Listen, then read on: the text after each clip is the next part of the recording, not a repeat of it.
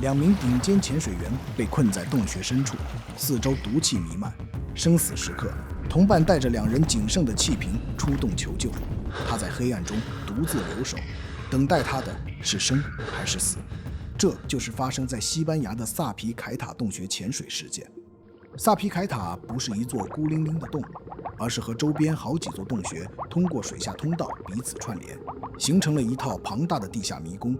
目前已探明的路线超过3000米，洞内错综复杂，岔路密布，要在里面分清方向，全靠一根带编号的尼龙引导绳，以及每个岔路口留下的标记和出口箭头。一旦失去这些线索，就算是经验丰富的潜水员，也很难找到回头的路。2017年4月，资深潜水员西斯科和老友吉列姆来到马略卡岛东海岸，测绘萨皮凯塔洞。20多年来，他们无数次穿行于这片海岸的水下洞穴，对这类科研任务早就习以为常。身上配备的气瓶足够他们进入、探索、返回，并留出1/3的余量来应对突然状况。此外，又在入口300米处布置了多个备用气瓶。2人入水后，沿着引导绳一路推进，顺利抵达目的地，分别前往各自的作业区域。西斯科沿着辅助绳前往另一片洞室，采集岩石样本，带回学校测定年代。吉列姆则沿着主绳继续向前探索未知区域，测量洞道的走向、空间关系。原以为这只是一场再普通不过的勘探，可真正的麻烦往往就藏在普通2个字后面。洞内的水并不流动，经过数百年的沉积，已经形成了一层0.5米到1.5米厚的淤泥，一旦搅起来，需要数天才能散去。下午，2人完成作业后开始返程。经过一处狭窄拥挤的洞道时，2人调整姿态，脚蹼不可避免地扫到洞底的泥沙，水质变得浑浊不堪。可2位高手临危不乱，仍然不慌不忙地贴着引导绳稳稳前行。不出意外的话，意外又来了。凝神屏气间，西斯科的五指忽然一空，引导绳居然消失了。他下意识地又往四周摸了一下，还是什么都没有。原来固定点的岩石发生断裂，引导绳整段脱钩，坠落到了黑暗深处。2人心里一凉，慌忙贴着岩壁和沉积物来回搜索。可手伸出去的每一寸都在掀起新的泥沙，能见度越搜越低。不知不觉中，1个多小时过去了，2人非但没有找到引导绳，还在混水中迷失了方向。更致命的是，2人的气体已消耗殆尽，仅剩下40分钟的余量。就算他们此时找到引导绳，也需要1个小时才能抵达出口。面对这个连金庸看了都会摇头的死局，在这片洞穴探索多年的西斯科想起附近还有一个气室空间，简单来说，就是一个没有被水完全淹没的空腔，好似一个困在岩石内部的巨型空气炮。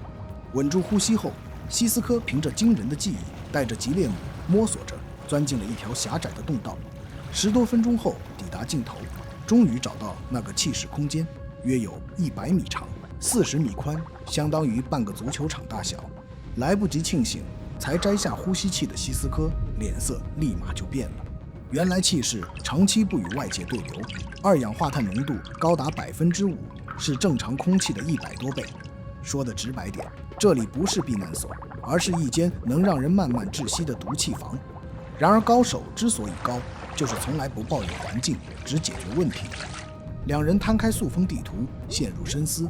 既然原路已经被浑水和断绳截断，那就从备用路线返回入口。问题，这条备用路线不仅需要绕行更远的距离，还没有引导绳。最关键的是，剩余的气体已无法支撑2人同时返回。在这种生死时刻，西斯科沉默了几秒，决定把所有气瓶交给吉列姆，让他独自一人出动求援，自己则留在原地等待。因为吉列姆比较瘦小，行动更快，在狭窄通道里耗气更少，而自己常年在污浊洞穴里作业，更懂得如何放慢呼吸，减少毒气吸入。没有推让谦恭，没有告别的热泪。傍晚6点，吉列姆背着2人仅剩的气瓶，转头就扎进了水潭里。而在黑暗中独自留守的西斯科，除了喝水和小便，绝不乱动。因为在这种特殊的空气里，每一次大口呼吸都在把自己往死路上推。靠着高质量的干式潜水服，他在阴冷潮湿的黑暗里勉强保住体温。但二氧化碳一点点侵蚀着他的身体，太阳穴像被针扎一样疼，心跳越来越快，胸口像压着一块石头。用西斯科的话来说，他意识到自己正一点一点地被活埋掉。再说吉列姆，他需要面对的是一段岔路密布、没有引导绳的备用路线，完全凭记忆在黑暗里完成衔接。可他仅仅用了半个小时，便成功抵达入口，浮出水面。他立马用颤抖的手拨通了岛上洞穴组织的电话。1个小时内，全岛最顶尖的几名洞穴潜水员赶到现场，立马开展救援。但洞道里全是泥沙，根本看不清岔路的标记，没有人能前进超过300米。如果继续硬潜，不是救人，而是再搭进去一条命。为了留出时间让泥沙沉淀，大家只能暂停搜救行动。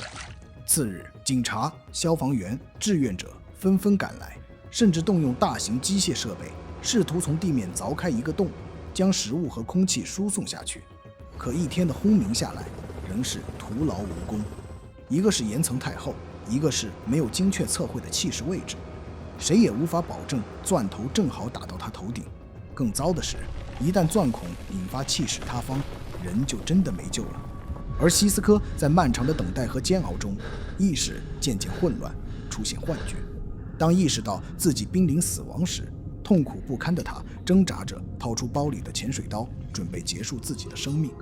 忽然，他的脑海里闪过了2个孩子的笑容，模模糊糊的厨房里站着母亲忙碌的身影。于是他慢慢放下手里的刀，重新靠回冰冷的岩壁，在黑暗里告诉自己：再等1分钟，再等1分钟。第3天，水质虽然渐渐变清，但多名潜水员尝试后仍无功而返。于是队长贝尔纳特亲自带队下水，每50米设置1个标记。1个小时后，终于抵达气室。濒临崩溃的西斯科还以为是临死前的幻觉，恍惚许久才认出了这些昔日的前伴。当意识到自己得救后，西斯科的第1句话是：吉列姆出去了吗？在确定老友平安无事后，他才接过了葡萄糖和氧气瓶。深夜11点30分，在救援队的保护下，恢复体力的西斯科顺利游出洞道，升水上岸。站在人群中的吉列姆眼含泪光，与西斯科会心一笑。随后，西斯科被连夜送进医院治疗，为这场持续60个小时的绝境求生画上了句号。后来，西斯科给这个洞室起了一个名字：3个奇迹之室。第1个奇迹是他在绝境里找到了一间还有空气的洞室。第2个奇迹是吸了那么多致命的二氧化碳，他竟然活着。第3个奇迹是他最终还能活着离开那里，把这一切讲给所有人听。